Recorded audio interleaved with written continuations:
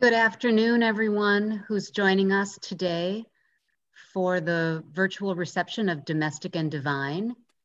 We are going to watch this video of the installation at Abel Contemporary Gallery while we wait for people to join us, and then we'll begin the programming. So thanks, everyone, and welcome. And if you'd like to watch this video again, it's available on Domestic and Devine's webpage at Abel Contemporary.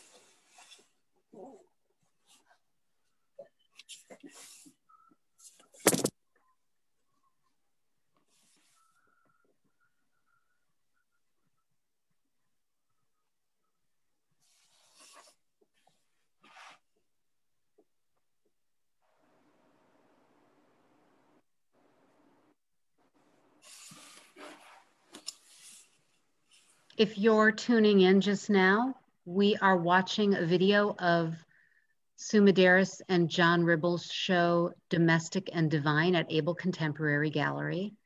And we are going to watch this video for a little bit as more people join us for this virtual reception of this fabulous show.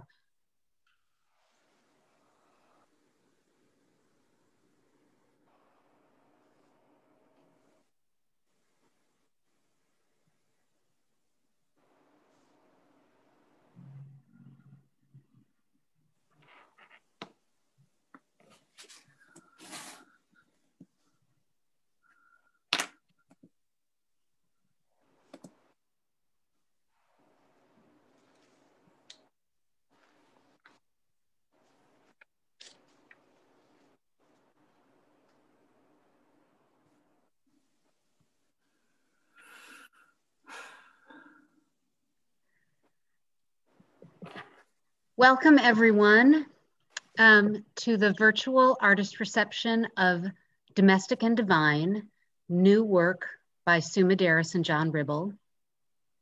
Of course, we would love to be here in the gallery having a big celebratory reception, and we just felt like at this time that it was safe to not do that. So what we're hoping to do this afternoon is come as close to that experience as we can. So, so first, let me tell you who I am. My name is Teresa Abel. I'm the owner and art director of Abel Contemporary Gallery, and I am joined here today by Medaris and John Ribble, as well as gallery staff Ann Orleski, who's the assistant gallery director, and Lauren Miller, who is an associate, and she is has done so much work to make sure that this event is going great today. So thank you for the extra work, Lauren. If you are unfamiliar with the Abel Contemporary Gallery, we are a large, physically large gallery in a renovated tobacco warehouse in Stoughton, Wisconsin, just outside of Madison. We represent about 100 artists from across the United States. We show 3 concurrent exhibitions at a time, changing exhibits about every 7 weeks. So in addition to John and Sue's show that's up, we also have a group show called Small Works. And then we have a space upstairs, a special gallery called Number 5. And there is a wonderful installation by a local artist, Kate Richards, called Carry On. And all of these shows are available in the gallery and on our website, abelcontemporary.com. So thanks again for being here. Domestic and Devine is a fabulous show that we've been planning for over a year, I think. And the show got delayed first because of the pandemic, like so many things. And, but it's just fantastic. And when we were coming up with the name for the show, what I was really trying to think about was, what do these 2 artists have in common, and what words would really describe what it is that they're capturing? And Sue's work really relies heavily on her experience with domesticated animals. And so that word came to me really easily. And then I tried to think about John's work, and I mean, the word divine just kept coming up. It made sense because both of them, their work is exquisitely rendered. So the work divine made sense to me. But also, when I think of John's work, he is out working in plein air. So he's working on location. And it almost seems like a spiritual experience of sort of those moments that we have where we're in nature and we sort of lose ourselves in the awe of the grandeur of just what nature has. And so that is what the title of the show is about. Sue Medaris is a fabulous artist who lives on a farm in the Driftless area in southern Wisconsin with her family. And she has dogs and cats and chickens and peafowl, turkeys and pigs. And those are her inspirations, which are fantastic. John lives in Madison, and even though he lives in an urban area, he does all of his work on location. He's built a career recording the natural beauty of Wisconsin, and he works exclusively in plein air, feeling like that's necessary for the creation of art that can maintain its authentic connection to the land. So there's my little introduction about this. And now what I want to do is turn over to talk to the artist. But before that, I very briefly want to let everyone know how this is going to go today. So we want this to be fun. First, what we're going to do is we're going to have John and Sue each talk about themselves briefly. Then they're going to talk a little bit about a couple of special pieces in the show that they're excited about. During this whole time, if you have a question that you want to send as a chat, do that at any time during this whole reception. We're going to do little studio visits with the artists. And then at the end, we're going to open it up so you can raise your hand if you're on Zoom, and you can will allow your mic to speak, and then you can chat with John and Sue at the end of the presentation. So what I'm going to do right now is introduce Sue Medaris, and she's going to tell you a little bit about herself. Hi. So I'm just going to talk a little bit about why I do the work I do. And the main thing that I want to do is tell stories. So I feel like it's kind of like visual journalism, but with added drama. I'm showing either a most dramatic life experience that I witnessed on the farm here with one of the animals, or this specific essence of the creature. In the background, you can see the possums there, the black and white version, and that was definitely a pretty dramatic experience that I had. So I try to relay that in the artwork. For me, though, it's my reality. I'm trying to retell the experience visually from my point of view. So I want you to feel like the same drama or horror or fright or joy or comedy that I feel when I look at that scene. And also I want you to learn something. So some of these species have really fascinating histories or habits or physical traits or survival mechanisms. And I like to visually tell you about that. every piece I do is layered with meaning and drama. It's never just about the beauty of the scene or the creature. And for me, humor and comedy is a big part of my life. I don't try to make it, I just see it. And so I try to relay some of that, and hopefully it comes through in the artwork. When we moved to this farm in 1998, I got my first flock of chickens with the intent that I would tell stories about these really funny, exotic, interesting creatures. And I would tell stories about life on the farm.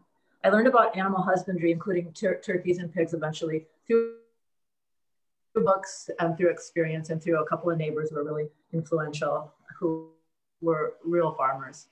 I took photos of all the breeds. I took photos from all different angles and different really interesting lighting. As an artist, lighting is everything and angle is everything. You know, if you take a photo of a possum from above, it's just what we all see, these funny little waddling white creatures that are kind of creepy rats or something.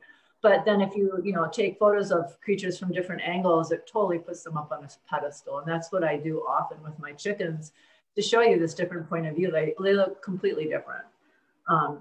So I began making artwork telling these stories once I had enough research under my belt and experience. And I wanted to talk also about historical changes in livestock rearing, breed genetics, feed consumption, processing animals for meat, and how it affects our lives and the foods we eat. So this is going on the whole time that I'm making the artwork and raising these animals. So for me, everything is really fascinating if you just look and observe it. It can be something outwardly that looks very boring, but if you have a connection to it or you just take the time to look at it, it is really fascinating. And for me, it's really what I've been doing my whole life since I was a little kid. It's all there, and the potential is there in the creatures themselves. So I make my charges come to life on a flat 2D surface, and in the moment of creation, magic takes over. And sometimes I don't even remember how that mark in the block, or some of those colors came on the panel. It's just kind of being in the zone and looking at the photo, remembering that scene, and then just making it come from my memory through my hand onto the surface. I work in two different mediums right now. There's others, but the two main ones are oils, and partly because they can create an unbelievable glowing sense of color. I learned oils from Chris Gargan at METC, and everything I needed to know in one semester, it just took off from there. So that was such a gift. And then at METC, I also learned from John Ribble. One of the first classes I took was design fundamentals, which also changed my life. I didn't even know what design was. So before, I would look at things, I would look at an animal, take a picture of it, and then I'd copy it on a piece of paper or whatever. But it was just a rendering. There was no life, there was no movement, there was no feeling in it. Design changes all that. What I learned is with design, you dictate or direct to the viewer to come into the scene and notice things in a specific hierarchical order. You show them how to engage and feel. Design can make you feel emotion and drama, and it's the opposite of stagnant, although you can also design that too if you want. While at METC, I also took John Ribble's pastel class, and I still remember him saying, as he's tapping and swooshing and sweeping these sticks of color across the paper, he's going, "This is pure color, folks." And all of us just stood there with our jaws, dropped, like watching him create this magic. So yeah, I'm still totally in awe of him. And then I learned printmaking because I wanted to learn how to make multiples. I also loved that thought of doing woodcuts and didn't know how to do it. So I went back to grad school and learned printmaking. And then we got this press, and this amazing space was redesigned, was kind of moved around so that we could accommodate this 11-foot press, which I'll get into later. But basically I had every single tool I could possibly need at my disposal to create things from 8 feet to tiny little oil paintings. So again, all these are life-changing events. And then, so armed with the knowledge of vision and stories, all the techniques, this gorgeous, huge press here that's 3,000 pounds, I can tell stories and offer those visions in many sizes and forms and price points. And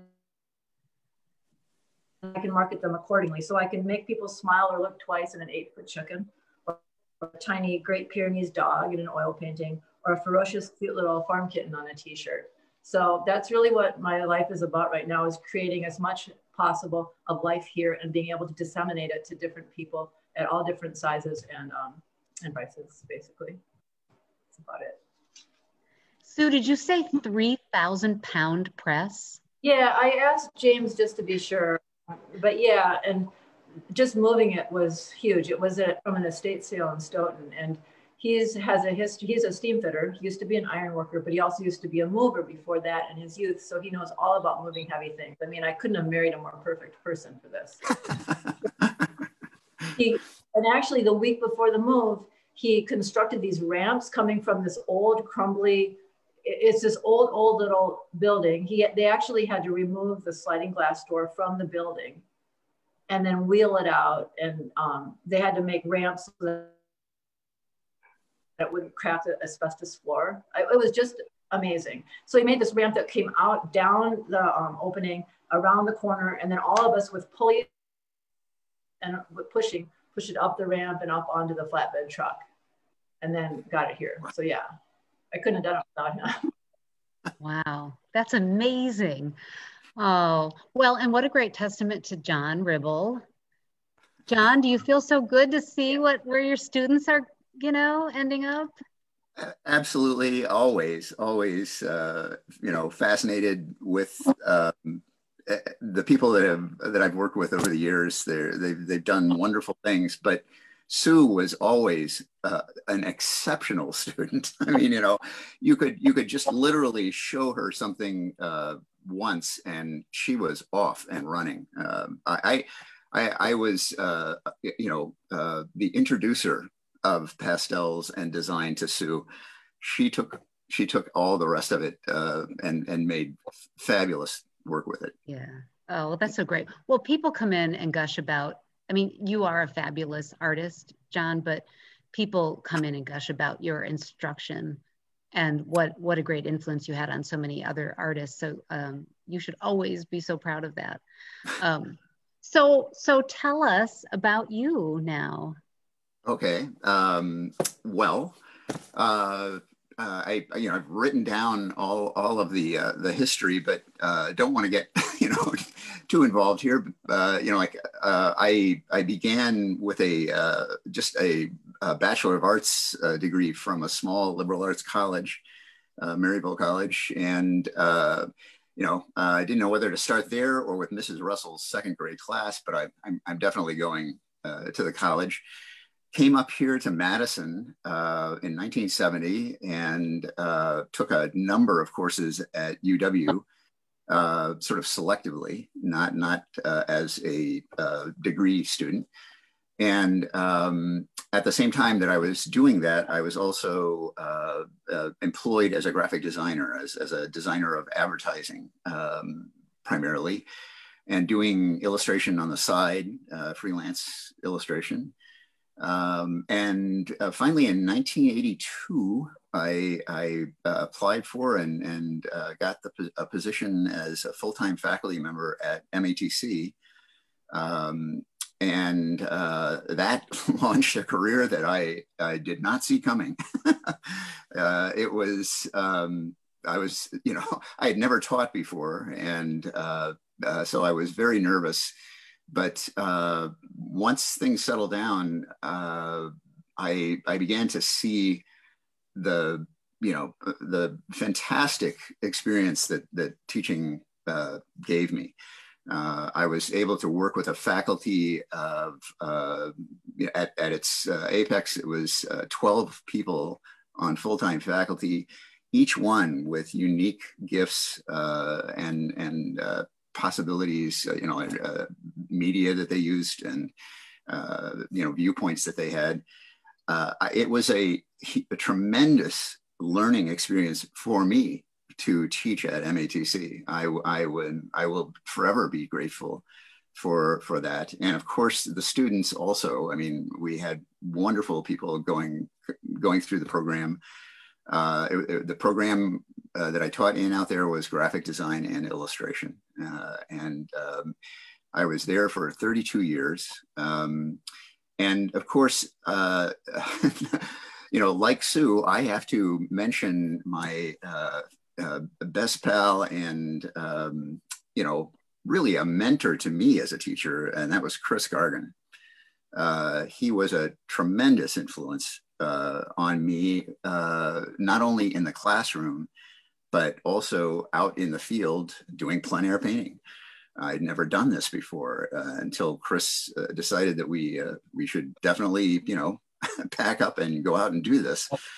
I started painting in oil paints, which is his medium, and very quickly became very frustrated trying to. I was trying to capture exactly what I was seeing, you know, which is a very common thing that artists do at the beginning of their careers and so on, and be super accurate. And when I did this, when you do plein air work, you have just a window of time, 2 or 3 hours where the light is changing. The light is changing constantly, but within that 2 and 3 hours, you have to get something pretty solid down, or you will be what Chris terms chasing the light. In other words, constantly changing your work to accommodate how the light is changing. So rather than stay with that frustration, I had been doing monotypes, concurrently, and learned about Degas' technique of putting pastel over monochromatic monotypes. He did this as sort of an experimental thing. He did many experimental things in his career, but I really liked the feel of the pastels, and eventually dropped the monotype and started doing straight pastel work. And I've always been one, very invested in drawing. I mean, it's always been my identity, who I am. And so working with sticks and so on was a natural kind of thing for me. However, on the other hand, having learned how to paint from Chris and loving the look of, painted landscapes, this is how I approach my pastels. I work from every, from side to side, essentially, filling the composition with color and form, and which is like how a painter works, as opposed to using pastels in a lighter, sketchier way. So would this be a good time to move into talking about a couple of your pieces? Absolutely, I could do that for sure. Since we're getting so much into technical stuff, it just seems like it'd be great to have a visual on the screen. Okay, you bet. Well, this piece I titled Rampike Cadenza. Okay, and I used the word rampike in 3 of my compositions. It is a word I had never heard before until a very good friend, Michelle McKiernan, told me that this is what I was doing, recording rampike. And I looked it up, and the definition is a dead tree, especially bleached or splintered trunk killed by fire, lightning, wind, anything like that. A broken or tangled dead tree, basically. This is a theme that I picked up on and followed through with a number of pieces this season, especially. And I felt that it resonated with me on 2 themes that I typically use in a lot of my work, which is complexity. I like complexity, and the complexity of form, that is, and I like seclusion, sort of being in places that are hidden away and so on. This particular composition is on the inlet of Lake Wengra, and is a perfect example of complexity, to be sure. But there is a great beauty to me in the random, design that a composition like this gives you. And that's one of the things that I was really trying to communicate in the piece was how beautiful something that you would normally just walk by and ignore could be, actually. And the other thing that I thought about mentioning was that to me, doing these, particularly in recent times, has been something of a cathartic thing for me, and I think they are something of a metaphor for the lives thrown out of balance that we are all living with right now. We're out of a straight line and more in a tangled web of unexpected, unpredictable things. Well, that's the truth. Yeah, no kidding. And so to me, this spoke to that for sure. Yeah, it's beautiful. And rampike, a new word that I wasn't familiar with, but it shows up a bunch in your show. So great. It does. It does. I was just so taken with it. I'd never heard it before. And yeah, I mean, it is very descriptive of where I'd been. And so this piece was inspired, of course, by the brand new Abel Contemporary Gallery, which is a miracle that has come true in a 19th century tobacco warehouse in downtown Stoughton. It is just amazing, and it is a serendipitous thing. I mean, Teresa could certainly fill in all the blanks here, but I love the title of it. Yes, the title is Right Across the Street. I am literally right across the street from the gallery here, and looking up the hill in Stoughton at the Stoughton Opera House, which is a very famous landmark in Stoughton. And this, to me, this piece is a shift for me, going towards sort of a newer direction, which I like quite a bit. I come from a career in design, and composition is the absolute sacred thing in design. I mean, it's to me, it's sacred in all art. Composition is such an important aspect of the experience, the visual experience. And so I must speak to the fact that I was this scene was suggested to me by my wife, Cynthia Quinn, who is a fabulous artist and designer. We both met each other in graphic design, and she had seen, I think, pieces that I had done in towns before, not lots, but a few, and suggested that I take a look at downtown Stoughton. And so where else to start but right across the street from the gallery. Right. And what this turned out to be, it started to be a classic chronicle of a viewpoint, which is what I do all the time.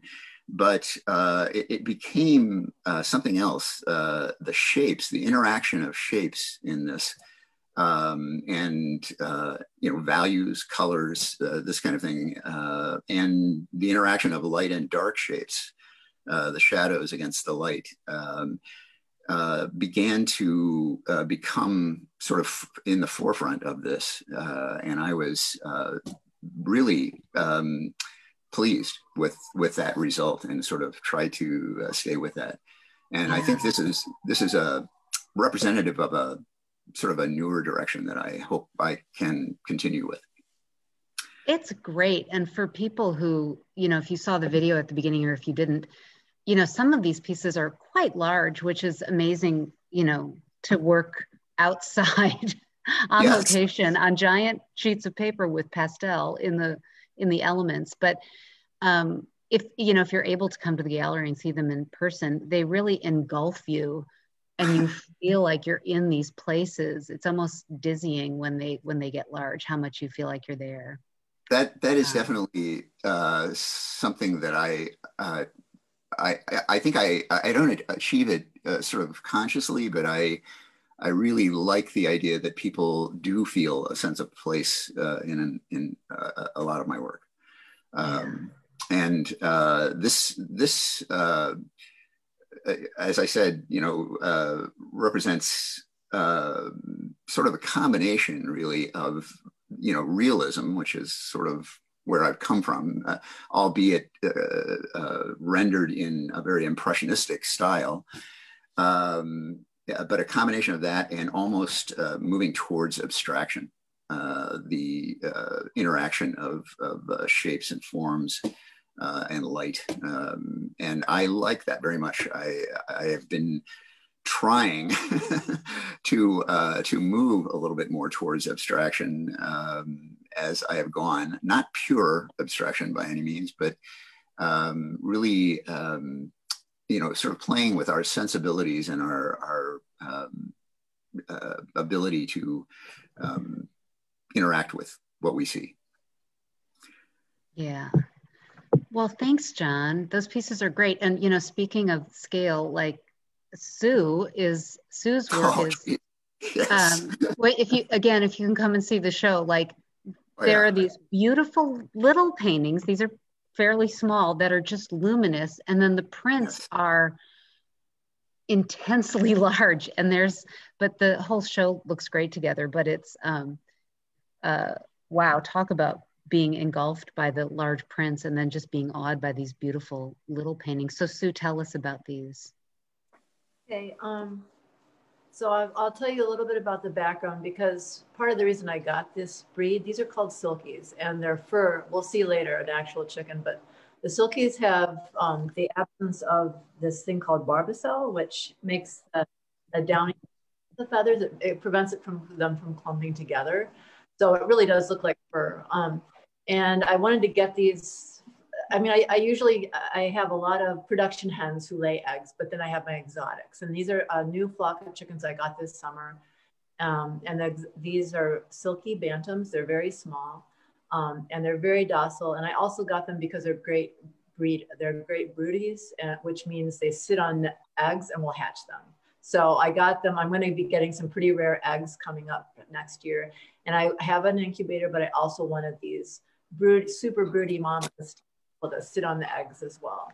So let me just tell you a little bit about the history of the silkies, because I find it fascinating, and it's why I actually did these pieces. So they're one of the oldest purebred chickens in the world.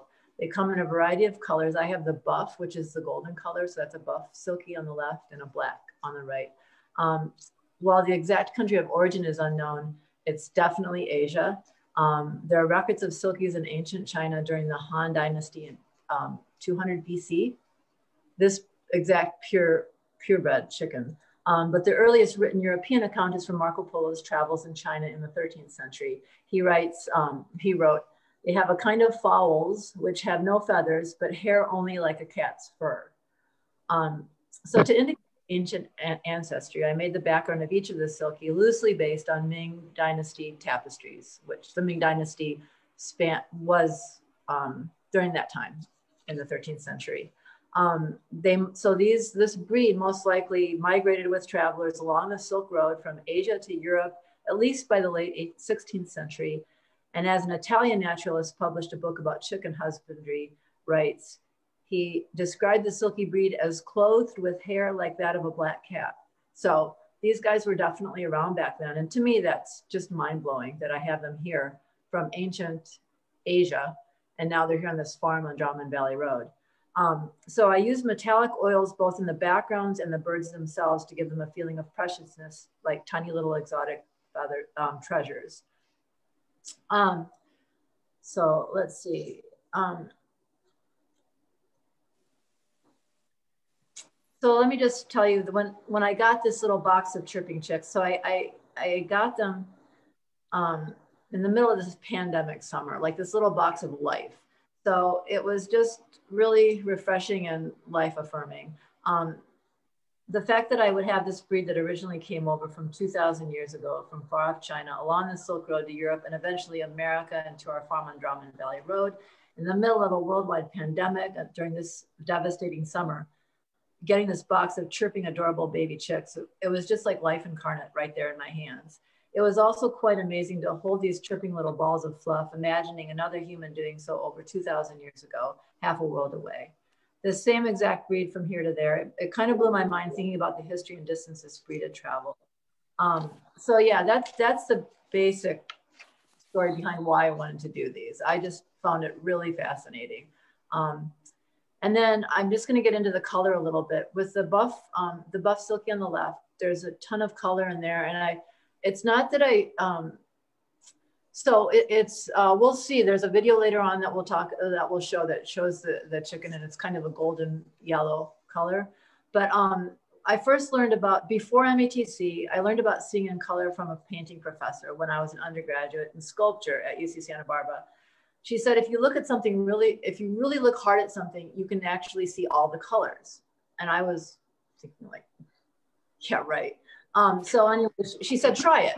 And we did. So we all sat there staring at something. I was staring at this cement pillar in the room and I'm like, yeah, I got nothing. Like, I have no. And she goes, give it time, concentrate. And I was almost in tears, like, I don't see it. I don't see it. Oh my God. So she said, okay, try it out in the sunlight, stare at something that looks like it's one solid color. Just start with that. So I did. So I was going to school in beautiful UC Santa Barbara. I walked out to the sand dunes, like totally depressed, right? I said, here I am, this, super lucky person that goes, anyway, I sat down in the sand dunes and I was just like staring at the sand. Like, yeah, I still don't see anything. And I'm like, okay, just stare. She said to look really hard. So then I looked up at this cloudless, beautiful blue sky. Like, how am I going to see colors in blue, right? So I looked up, the wind was whipping across the ocean and making my eyes tear up. And I stared and I stared. And then suddenly I was like, oh my God, is that purple? Is that yellow? I started seeing like orange, lavender. Wait, where's blue? There's no blue anymore. It was like a religious experience. Like if I had been standing up, I would have dropped down to my knees and been like, hallelujah, I see the color. Like, and now we're back to Devine. Yeah. Yeah, it was amazing. And then I looked down at the sand dune and I was like, oh my God, there's lemon yellow and there's mauve and there's mossy green and peach. Like where did these colors come from? So it was that amazing. It was another huge turning point. And that was as an undergraduate and just being told to go out and look for the color.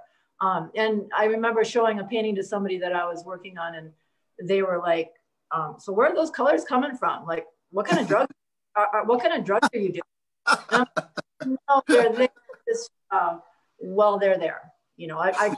I can't really show you, but they're there. And so when I take a photo, like John, you talk about being out in the plein air and seeing the colors. Well, so there must be something when I take the photo, and I've seen this. And in fact, sometimes I'll look at the photos. I'm like, where's the picture? Where's the one that I was gonna paint? But then I look at all the pictures together, and I look at, and so when I'm working on that buff silky there, and I'm looking at the photograph, I can see all those colors. And pretty soon it's like, yeah, the yellow's not there anymore. Damn it. Like, what color am I going to use? So then I just start glazing these colors. Like there's the orange, there's the purple, there's the green, the moss. And then it's like, yeah, here it comes. And then it kind of just comes out. So it's something I'm actually seeing. And then I'm trying, it's kind of like ADD, like ADHD color. What do you call it? What do you call people who can't like get things quite right? It's just like, it almost is like a problem.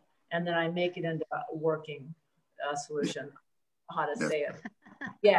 Sometimes it's frustrating. Like, I'm like, damn it. Where's that color? What am I painting? And it's like, I seriously can't see it. And then I just start going. And that's when like the time goes around and it's like, oh yeah, okay, well, there it is. I don't know who did that, but there it is. It's done.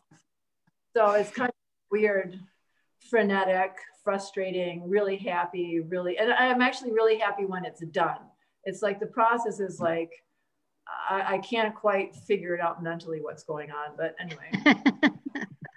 Well, there's probably a lot of intuitive, things that you bring to the table, Sue. I mean, knowing the subjects as well as you do, you can probably go beyond your photographs easily. I don't know. I'm seeing it all in the photograph. So, but okay. Yeah. I have to add on too that your experience in Santa Barbara, looking at the sky. I had sort of a moment as well when I all of a sudden realized that there was something other than land in a landscape. wow. I think I read somewhere or heard somewhere that you can perceive the sky as an ocean above you, and I completely agree. It adds quite a bit to a composition. Yeah. You artists. So we're going to take a look at some of Sue's chickens. She provided us with an awesome video of them. So it's a beautiful hoarfrost morning. There's my studio. And we're going to walk down to the barn and see the chickens. I've got 2 flocks of chickens. I've got layers, which are a hybrid production breed. They're called red stars, I think.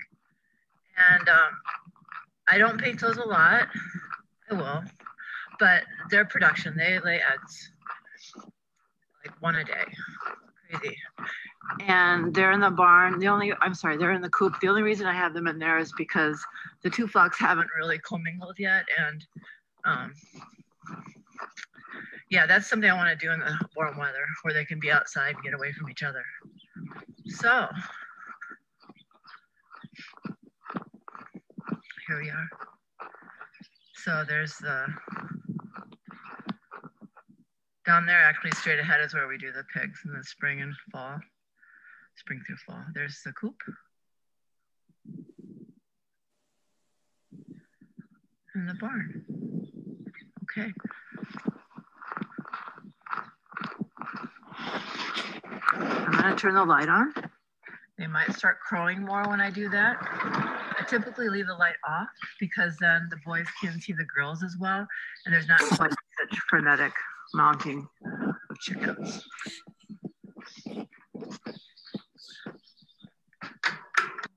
like some of them went outside. Great. We'll go out there where the light's good.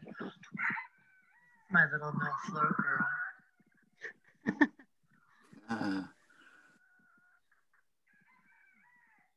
Look at those feet. Yeah. Okay. Wow. Sue, how do you just not like hang out and look at them all day? Yeah. Oh, where they can see the pretty colors. Yes. Okay.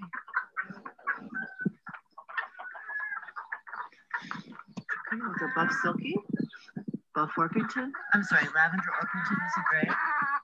Silver Wow. Wow. That's amazing. Buff silky hen right there. It's in the painting.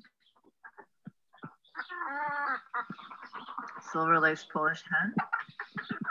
Buff lace Polish. Buff lace Polish cock with a spiky head.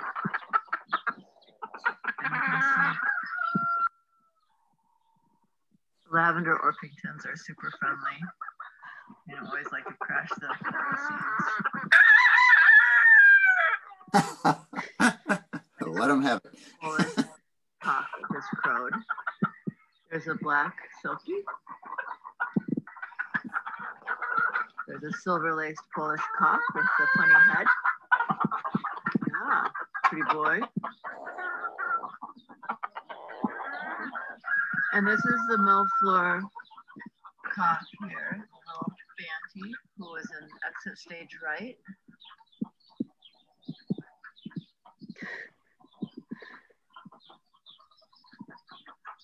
The silkies. So these are all the banties right there, the silkies and the milk floor.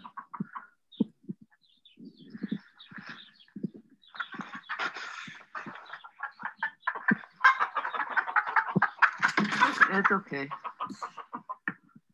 All right. Oh, she's looking to lay an egg.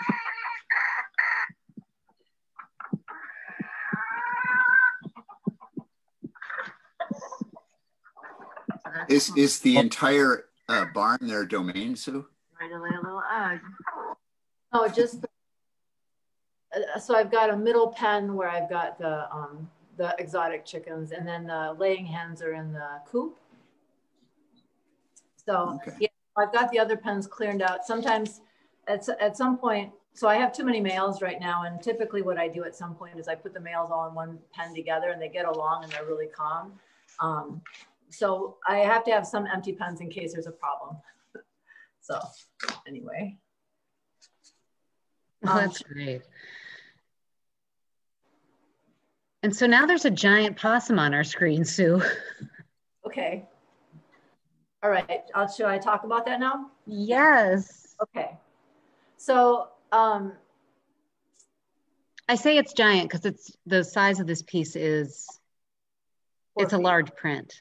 Yes. It's 3 by 53, I think. So yeah, the it's 53 by 53 in its frame. Yes. It's a 4-foot block, wow. Which you'll see on the video later. That's on the press. The block is 4 feet by 4 feet. So I have to tell you that. So here, in this scene, the possum has just killed a chicken. They do kill chickens, but they also eat chicken feed. You know, they don't run around murdering things. You know, as you know, they're fairly slow, but you know, everybody loves chicken, right? So you can hardly blame them. I mean, but I've always been fascinated by possums. We have them out here. They're just as numerous as raccoons and other wild animals out here. But they're super fascinating. They're ancient. They're sometimes called living fossils, since the oldest possum fossils are the early Miocene, which is roughly 20 million years ago. I mean, that is so friggin' old. So, I mean, right there, respect, right? I mean, that's huge that you can live for that long, that your breed can stay alive for that long, that your species. So for that, this history. And then this historical summer, the fact that they are flourishing now 20 million later just blows my mind. That's a lot longer than we've been here. And so yeah, that ability to survive. Probably will be, yeah. I mean, that ability to survive is what I really respect that about them. I mean, that's crazy. So when I see them late at night in the hen yard, I see this strange, ancient, tough, amazing little creature slowly picking its way through the debris of the hen yard. It might look up at me and assess my threat level and walk away or ignore me. And those survival tactics kick in, and that's part of what's kept this animal around for all these years. It has those two survival tactics. One that you've probably heard about where they play dead, which really works. I have a friend who just on Facebook was telling me about how her dog was playing with this ball in the backyard and tossing it up in the air, and she went out and found out it was a possum. And she felt really bad, like, oh, he's killed a possum. But then she went out there later and it disappeared. It got up and walked away. I mean, they're amazing. I mean, it really works. And then the other tactic is to scare the enemy away. So yeah, it's play dead until they lose interest or get really scary. So what this one is doing here is it's frightened. It's seen me, you know, and it's defending its prey, but it's also terrified, right? So their scare tactic is to open their mouth as wide as they can, and then they're growling and their whole body is vibrating, and then they start incessantly drooling. So it's this drooling, super sharp little tons of tiny teeth, growling and drooling continuously, like it's a steady stream of drool. And so see that it's very scary. I mean, it works. It's really scary, but it's also like, oh, you poor thing, you're terrified. Like that's how it's coping, and it's surviving. So it's that whole ancient thing of survival to me that I just find fascinating. So what I do is, you know, I don't enjoy killing things. If you've got a possum in your coop, you've got to get rid of it. But one thing you can do is you can get rid of the bait. So I try to close up the chickens every night before dark. I actually raise the feeders at night. That's because everyone's going to come and freeload, right? You've got these feeders full of really yummy chicken feed and corn. It's like, oh my God, it's a jackpot. So I definitely raise up the feeders every night. And then what I started doing this fall, because I was getting a ton of possums and having to get rid of them, I actually took the water away at night too. And, you know, you might say, oh, well, then what is it going to go drink? And it's like, these are wild animals. They will go elsewhere to continue surviving. So it's basically so I don't have to kill them, because I feel crummy about that, you know. But anyway, so yeah, they're fascinating creatures up close. And also from that angle, like if you'll notice if you see it well, you can see it here, in the exact center of that print is its mouth. You know, because that's the center focus, and you know, it's where chicken goes, and yeah, everything else. So I mean, that's basically. It's stunning. It's a stunning piece. Yeah. No kidding. Oh my God. Yeah. Yeah. So basically, the bottom line is its survival depends on that performance that it just did. You know, so yeah. Absolutely. Your draftsmanship is fabulous, and that combined with the expression and the my God, the emotion even of the piece, it just makes it phenomenal. And of course, the scale adds that much more. It is really something. Thank you, John. That means a lot. Oh man. The scale for me is so that you can actually be there right in front of it, experiencing it. Because you know, like when we see them out in the wild, they're either on top of your garbage can snarling at you, or they're like kind of scuttering off, looking like a rat. And it's a completely different sense. It's like, ooh, it's get rid of that little pest. And it's like, no, here you can confront it and like, this is what he's doing. And so when I make things big, it's to get you into the essence of what's happening at that moment and kind of feel it. And also the cool thing about the color image that was up on the screen there is, to me, that looks more like a possum. When you look at the black and whites behind me, it almost looked like a rat. So, because from the angle, like we're familiar with possums from above. If you look down, they've got that funny shaped head and the two little beady eyes, and it's very like, that's a possum. But when it's from this angle and its mouth is open, it's kind of hard to tell what it is. So that's why I needed to hand color it, because the black and white version is, it looks like kind of, you're not quite sure what it is. So. Wow. So Lauren, is there another video? Yeah, we have some more videos of Sue's studio. Let's look at those.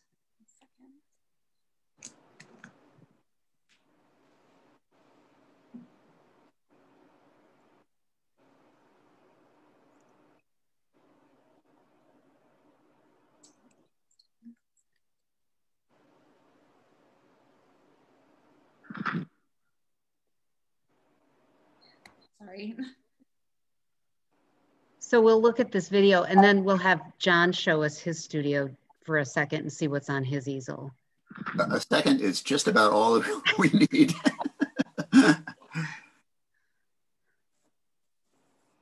Oh, I love that old oak in the middle of your driveway, Sue. Of course you would. It's a beautiful burrow. Yes. They're cast-offs, they're practice prints. Some are newsprint. The big 8-foot cock of the walk, that's Maximus. That's on newsprint. And these are practice prints, so they're either on newsprint, which is not acid-free, so I can't sell those, or they're slightly misprints. Anyway, it's traditionally called wheat pasted, and these were done with gel medium. So anyway, and this is the studio. That's quite an entrance. Ta-da! So there's my big press. This is the Maker McAfee press. It's an etching press. The press bed is about 11 feet long. It's incredible. I can fit a whole 8-foot block there. You can see where the white is. That's from end to end, about 8 feet.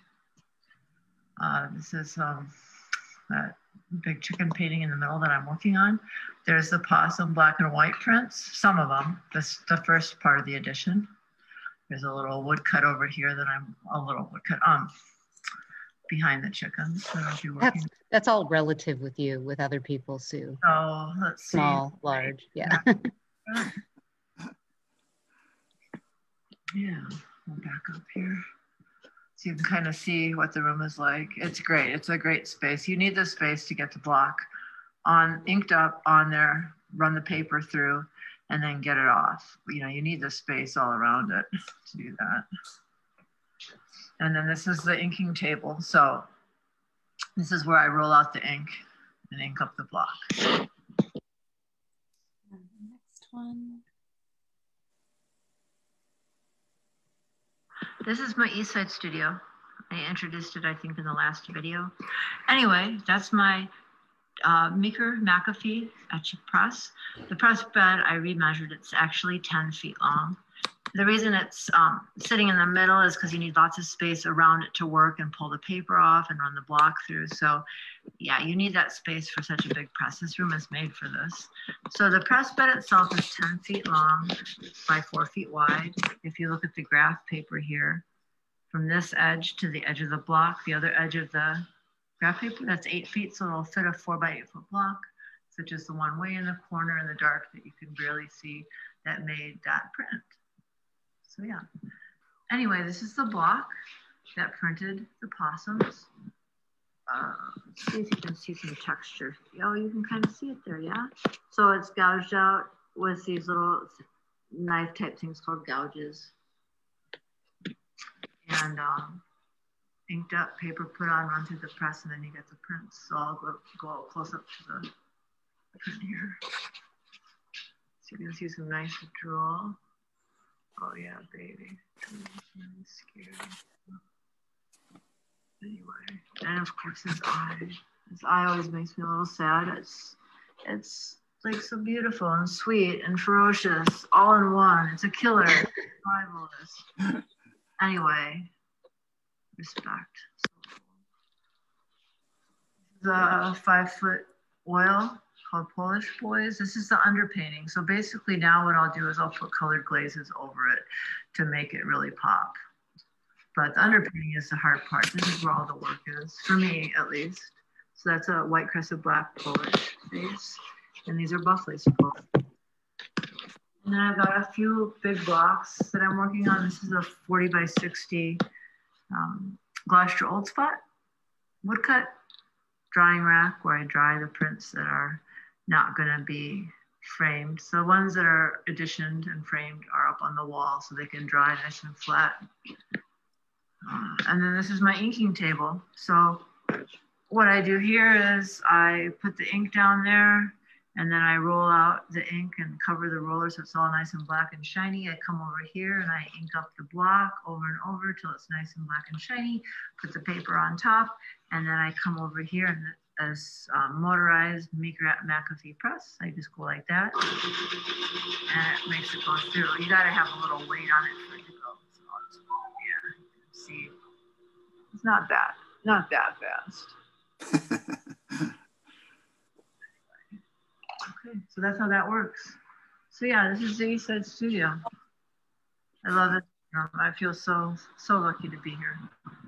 This is the middle room where I do smaller prints such as Dashings in the Snow. That edition is drawing and t-shirts I do on here too. This is a tack etching press. It's got a little hang crank here. So you basically ink up the block, same way with the rollers, put the paper or the t-shirt down, and then you use the handle and you just make it go through this roller and it will print on the t-shirt. There's some Gur Kitty t-shirts. It's very cute, almost feral little kitten who likes blood and is extremely ferocious. That's the back design. It's going to be a bright red. This is the front, bright red also, except for the little Gur Kitty in the middle. This is an old-timey pearl platen press. I'll just show you how it works.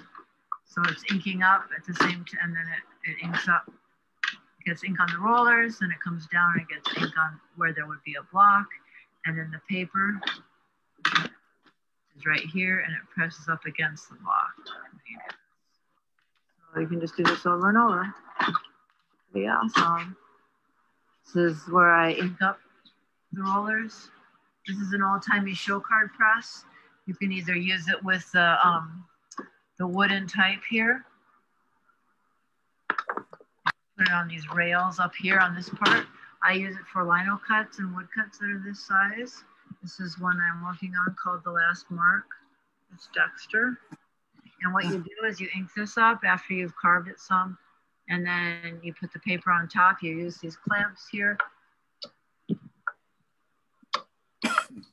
The paper, they're grips, and then you basically just take this and pull it across, and that's a show card proofing press. Okay, so yeah, this is the middle room. Wow. Freezer room. You're a one-woman printing department. Broiler chickens and hogs in there. This is my break room. And then this is the last room, the western side of the building. This is where I do my painting and my little ones, little, medium, big, and also I do my carving here, my inspiration wall that gets changed often according to what I'm working on. And this is where I paint over here. So I do my little painting standing up here. I've got my iPad there for reference photos, which is really cool. Anyway, working on some small boxes here too.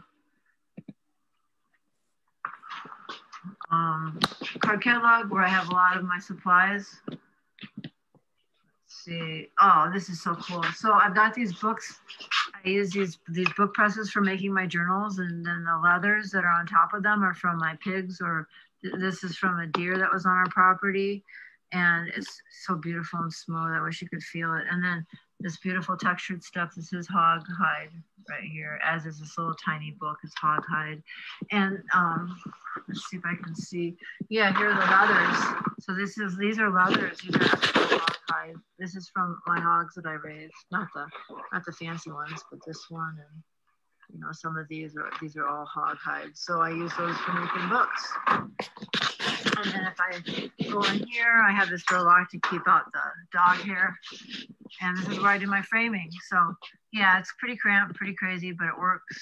And all my framing supplies. And then here's all the frames that I should fill this year. And then I have an amazing body of work. So yeah, that's the lofty goal that I will get partly done at least. Okay, and then lastly, let's show the dogs who are sleeping and are really ready to go to bed. Here's Ivan. Hi, side-eye Ivan. Yeah, little side-eye thing, you know. And then Omar, sleeping peacefully. Oh. Yeah, the little guy. Yeah, he's my little Great Dane. Super awesome model. He's got a brown eye and a blue eye. He's super cool. Yeah, and then here he is. He's the subject of many pieces of work. Okay. That's it. Wow, that was great. That's amazing, Sue. You're literally an entire printmaking department in one studio. I need little elves. That would be perfect then. Yeah. Well, I bet people are going to want to be interacting with you soon, but let's just take 1 or 2 minutes, John, to look at what's on your easel before we open it up to everybody chatting with you. Okay, my tour will be a thumbnail compared to Sue's. I am in a very sort of small space right here.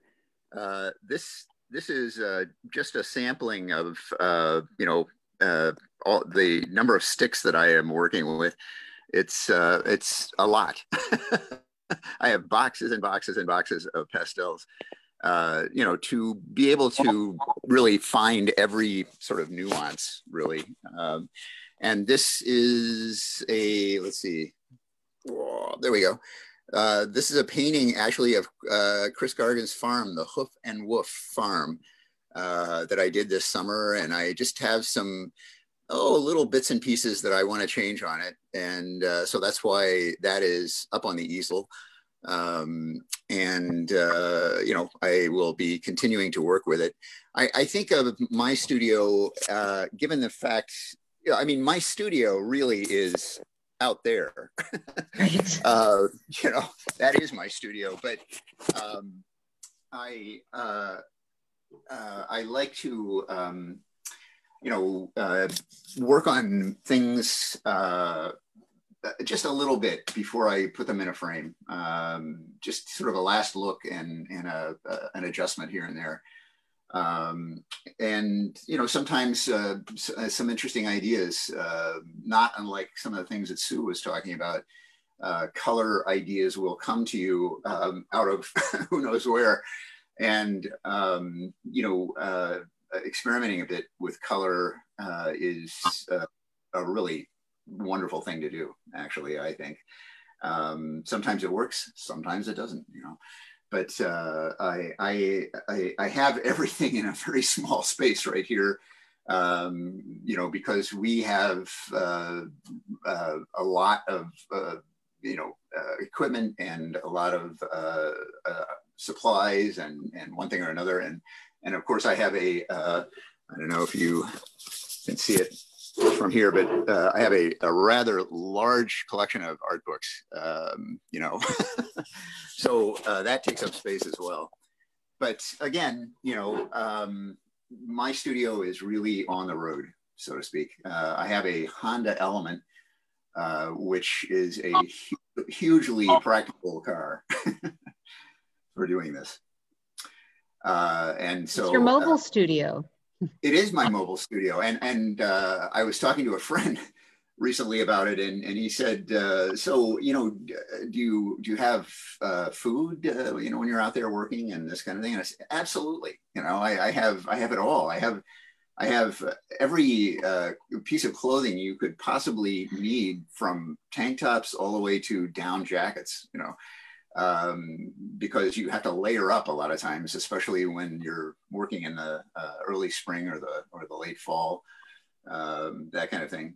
Of course, boxes and boxes, bags of boxes of pastels. And I work with a table beside my easel, and I work on a French easel, which I don't really have set up down here, but it is an invention from the 19th century that really, changed how artists could, how easy it made for them to be able to go out into the field. That and the invention of the tube, that I think it was, the tubes were maybe tin initially. And being able to put paint in a tube rather than having to carry large pots and mix it up on location. Those two things really changed the nature of painting permanently, really. Plein air has been around since the beginning of the 19th century, really. I mean, Turner and Constable were two of the early pioneers, and then the Barbizon School in Paris, and located in the forest of Fontainebleau, just below Paris,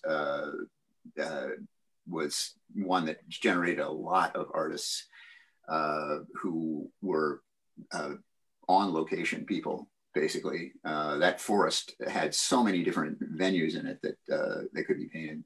And then finally, of course, the people that most people associate plein air painting with, the Impressionists, came along about mid 19th century, and really captured just moments in time. Sketches, if you will, and included friends, in parties and in the acts of painting and so on and so forth, that showed sort of everyday life, which was a real pleasure. anyway, but that's the 19th century was really where this tradition was very, very strongly established. And it sort of, I think it faded away a bit, you know, during the early and mid years of the 20th century, when modernism and contemporary art changed the nature of what people were doing. But plein air has come back with a vengeance in probably about the last decade and a half or two. And now there are, I mean, it is an entire school of painting out there that, and you know, towns have festivals, and it is something that really, you know, is something that people can observe and is a participatory thing. Since I started, when Chris and I started, hardly anybody was out doing plein air painting, and you know, farmers would come out and, you know, ask us what the heck we were doing on the side of the road, and we met a lot of very, very interesting people, you know, in the act of doing plein air work. It was, and it still is the case, actually. You know, that interaction is a lot of fun. So, yeah, and hopefully again someday. Hopefully, yes. Yeah, not saying get away from me. I'm working. Well, I had a big sign up at my station when I was doing the alley in Stoughton. You know, it's downtown, and lots of people were passing by, asking people to, you know, take a look, take a photograph, but please, you know, keep your distance. Yeah. Hey, so Lauren, do you think now is a good time to open it up to? We have one question already in the Q&A section, and that is from Tamlin to Sue, and she wants to know, how long did you work on your possum block? That was a lot of starts and stops. If I were to just sit down and not take many breaks, well, okay, so the planning and the design takes a ton amount of time, right? Like, I've got this idea, I have to sketch it out in a tiny little thumbnail. Like, I don't do a ton of detail just to get what's the design going to be like, how's it going to be situated, and then I need to go collect all the photo references and get them together. So the planning for the block is tons of time, and like going for a run and thinking about it, you know, here and there. So anyway, when I sit down and if I've got it, then the drawing out of the possum, that also takes probably, I don't know, that's one session. So let's say one good multiple hour session of just drawing it out and being sure it's going to work at that big size. And then you do the different layers of the protective coating. And then if you get down to the actual carving, it's really hard to tell because there's tons of start and stops. If something's not going good, I don't push it, I walk away. Because if you start carving and you carve too much, you're screwed. I mean, that's the bad thing with carving. So I don't know, in a perfect world without a day job, lots of start and stops, you know, maybe over a week I'd get it just right. But, you know, actual hours, it's so hard to tell. You know, it's really, really hard for me to say because I get interrupted constantly with the dogs and everything. And it's really hard to say hours. And it's like sessions, like maybe 8 sessions of coming back and doing parts of it, you know, and then you stand away and you see what's working and you get back in. It's really hard for me to say because I also lose track of time when I'm doing it. So I don't know. It's not like with John where, and that's the thing about plein air, I would go almost crazy. Like I would get so upset because it's like faster, faster, the light's changing, faster, faster. I could not make those color decisions because you know how we were talking about color? It's like, it's all the colors. Like, yeah. So for me, well, plein air was incredibly stressful. I mean, it was fun, but well, no, it wasn't fun. It was exciting, stressful, and it was amazing if something came out of it. But it was also like, holy crap, I need a beer. You know. That does help, yes.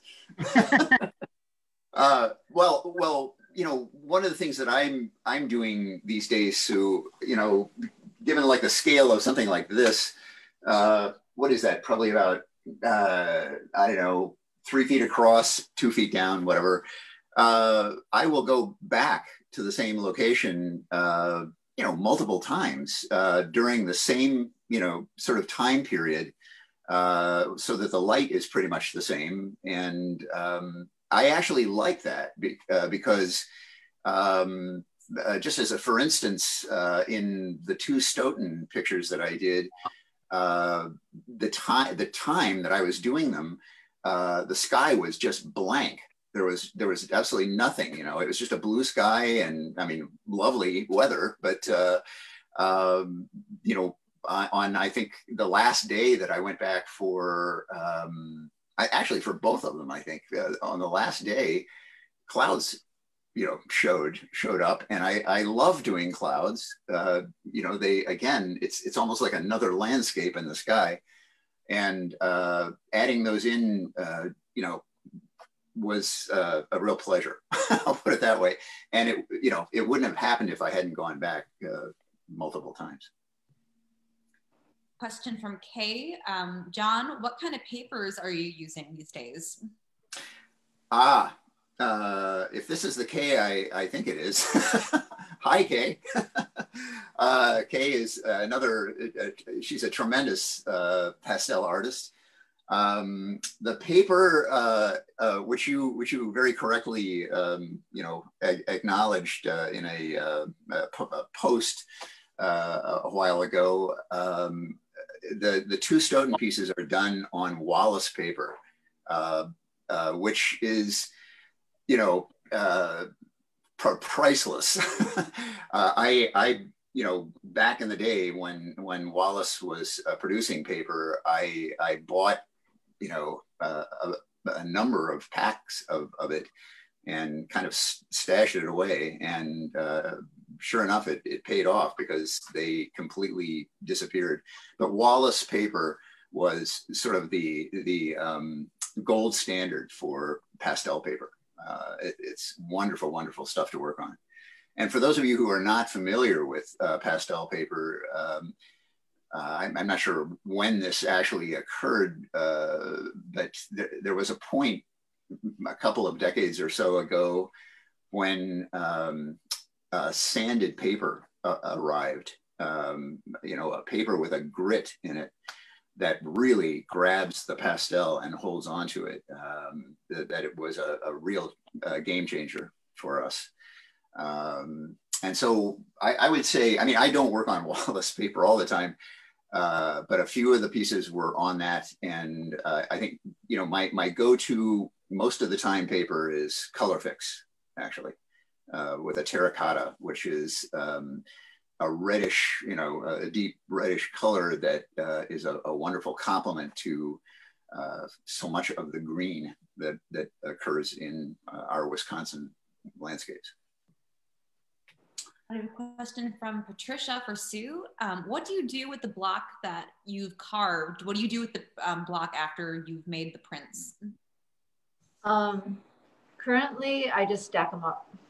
So like for the, I haven't done the whole edition. So what I'll do is when I have a break, I'll go ahead and print the whole edition. If it's just 4 feet, that one I can store in the flat files. If it's an 8-footer, I only print a couple to have on hand because, yeah, otherwise I'm just gonna have these huge prints lying around in rolls. So for the blocks themselves, when I finish the edition, then I can store it away. And ideally, what I'd like to do is, I've seen it where artists, they go ahead and paint them and make them as a finished artwork in itself. And they're beautiful, like they hand color it and all that. So what they would do is they would paint all the colors down in the grooves, and then they'd roll up a nice rich black over the top to make it look like a print, you know, like with the big color contrast.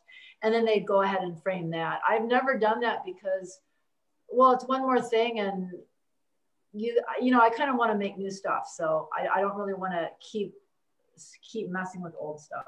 So for right now, the big blocks are just stacked up against the wall, but I've used them before for like dividers and things, or yeah, I mean, yeah.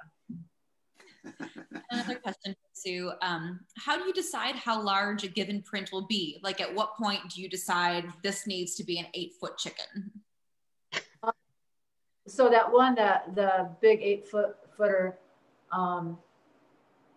so that was, it's usually with a show in mind. So when I create something for a show, like especially if it's a solo show in a specific space, I go to the space and look at what's there, and I'm like, so this was at the Overture, and I was like, I need to have a big ass chicken that they can see from me.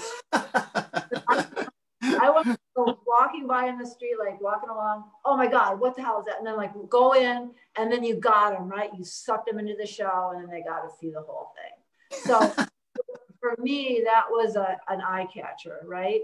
And then also I was going to only make it 6 feet because for certain shows, that's their limit, specifically Birds and Art. But it's like, no, it's got to be 8 feet. I want that chicken looking down on people. I want them to feel like you're the little thing in the world and that rooster is the center of the universe. So for that one specifically, it had to be that big. The other thing is, you know, I make stuff with the intent that it's going to be out in the public and it's going to be for sale because I need to make money off of the artwork. So I can't just make a ton of 8-foot prints because nobody has that sort of space. I mean, it's just not practical. But if you've got something like, oh my God, that has to be big, like I need that to be staring at, like this possum, I want them to be staring at that mouth and really look at the anatomy of that creature. Like that's gotta be 4 feet, you know? So it's just stuff like that. I've got all sorts of things that would work great at big, but the other thing is it takes more time too. And you've got to think like production, I want to have a lot of stuff done. So you just kind of have to figure out your time and what you really have time for. But typically there'll be something that's like, oh my God, that has to be big. But I don't know. It's hard to say. If there's a scene that I have to create a certain feeling for, and I want the person to get engrossed in, and they really have to, it has to be huge for them to experience it, then it would be a big one. If that makes sense. Sure, sure. A question for John. What are you using to do the initial drawing? Or are you using pastel for that as well? Yes, I am. I do. You know, painters will do that with paint. I do it with pastels.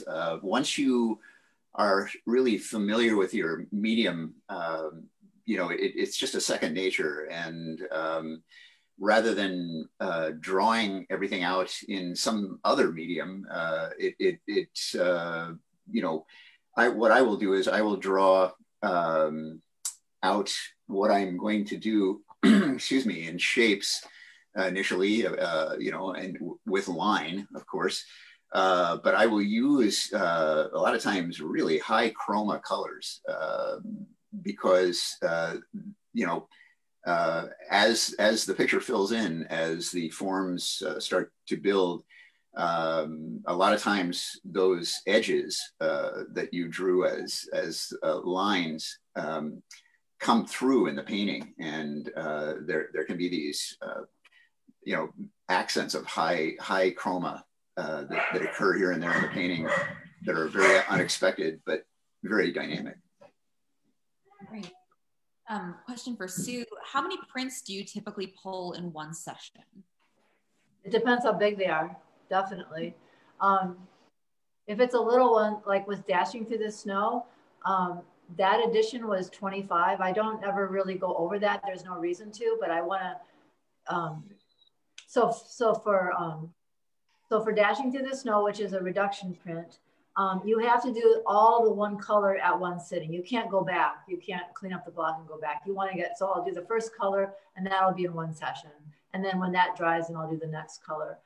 With the really big blocks, I think for the possum, for example, I think I did about probably 6 prints, but 3 of those were on newsprint. Like you need to, when you're starting a block, you need to get the block condition. So I printed a couple proofs and it's like, okay, this is good. Let's run it on good paper. The first one on good paper is okay, but probably not good enough for the edition. And then I had 3 really good ones for the edition. So let me think just a second, 3, 4, 5, 6. So I think 7, I think I pulled 7 pieces of paper of the possum print in one session.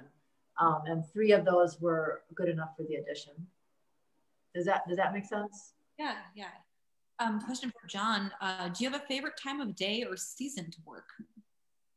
Oh, yes, actually. I love the transitional times, the spring into summer and the summer into fall. And I have to say that at least at this point in time, I love the fall even into winter. You know, leaves are off the trees. You know, you get what to a lot of people looks like a barren landscape, but there is a phenomenal amount of color, often muted, but beautiful, beautiful color that occurs during that time of the year. And I very much like working in that time of the year. As far as time of the day, how do I put this? When I work now, I will work in sessions that will last as long as 4.5, 5 hours. And that is way too much time to get one take on light and shadow. A whole lot happens that changes within that. But I have adapted to be able to work in such a way that I work in a preliminary way, sort of building the forms and the general sense of the picture, and then sort of finishing it in the light towards the end of it. And so a lot of my pictures are sort of towards the later afternoon, and the light is getting lower, shadows are getting longer, and there is more contrast, which I also like quite a bit. So I don't know if that answers your question. Another question for you, John. How do you decide what you're going to paint? Do you find these scenes on walks or drives, or how do you decide? Or do you go to a place specifically, I'm going to paint, you know, Lake Yes. Yes, yes to all that. You know, the title of my show about 4 years ago was A Good Drive Spoiled, which was a play on Mark Twain's quote about golf. People who play golf, he referred to it as a good walk spoiled. My title was in reference to the idea that, you know, when you're out driving about, it's so easy to just ignore all the transitional things that happen between point A and point B. But there is so much out there, so much. And I will spend hours and many miles of driving looking for a composition. You know, as far as trying to tell you what that, you know, what those particular characteristics might be, it would be taking way too much time and difficult to do. But it is an instinct. It's a feeling. When I see something that I finally, you know, find that seems to be right, I will get out. I will, you know, walk around, look at it from different viewpoints, and if that is the place, then I get everything set up and get going. Great. There it is. Do we still have Sue? Yeah, we do. I just want to get a. Yeah. Where can we buy your kitten shirts? Those Gur Kitty shirts. Well, I'll have them for the spring art tour in June. The first weekend in June is the spring art tour, so I'll have them for sure by then. Great.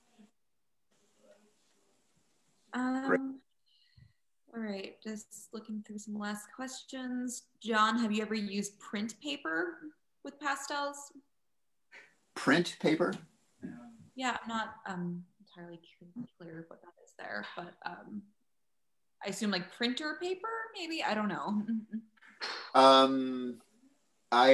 No, not really. I mean, I used to do demonstrations. Oh, yeah. Used to do demonstrations in my classes, my drawing classes, that showed, you know, various ways of using pastel. It is a medium that is a lot more versatile than some people think. And so I would do, you know, like a piece of, do a drawing on, say, watercolor paper. And then I would take a brush full of water and, work it through the pastels, which would essentially suspend them in water and make the pastels look like watercolor. And it's, so it can be used on surfaces other than the sanded paper that I was referring to. But that is my go-to paper that I use for all my paintings. It looks like Sue has a friend to show us. Yes. The black silky. And I wanted to show so you can see how bright blue the earlobes are. Can you see them in this light? Yeah. Yeah. Wow. It's like turquoise earrings. Yeah, they're gorgeous. Yeah, so just to show you that not all that color is made up in those paintings. Right. Sue has every animal possible. I have 2 corgis. They're very noisy. Yeah, I think we've heard them before. Yes, hence they're not here, yes. Yeah. There's another question from Marla Brenner via Facebook. She wants to know, for both of you, what do you eat and do you ever sleep? Oh, yeah. I don't know. Sue, do you have an answer? I eat normal food. I actually, I make almost everything from scratch because we live on a farm and I have a great garden and I freeze stuff. I raise animals for meat. So I got off the Diet Coke just before Trump was elected. So I was super psyched that I didn't have anything in common with him after that. So that was super awesome. That was a big change in my life because I was addicted. So I just try to drink a lot of water. And I actually am seriously trying to sleep more because, as you know, as you get older, oh my gosh, like you got to watch out for your health. And yeah, getting enough sleep, I'm just a mess. So, and it's hard because, I talked about getting into this zone and painting and stuff. And I really work best when there's no interruptions. And so I've got like all my windows covered up and I've got these bright lights in here. And at nighttime, no one's ever going to come in and bother you. So it's kind of a catch-22 because it's so wonderful to just work and not look at the clock and actually sit down or stand there and carve and carve and carve. So it's hard, but I'm trying very hard to get more sleep these days because it's your health. It's a major factor, absolutely. And for me, when I am out, I'm outside all the time. And when you're outside, you get dehydrated a lot faster. And so I have to be very careful to have plenty of water on hand and hydrate myself. And just like Sue, it is so easy for me to get lost in my work and to literally be standing there for hours at a time without ever taking a drink or anything like that. And dehydration is no small thing. You can really do yourself in, and when you get really tired and or dehydrated, your decisions are not really great when you're out working. This is something else I've learned over time.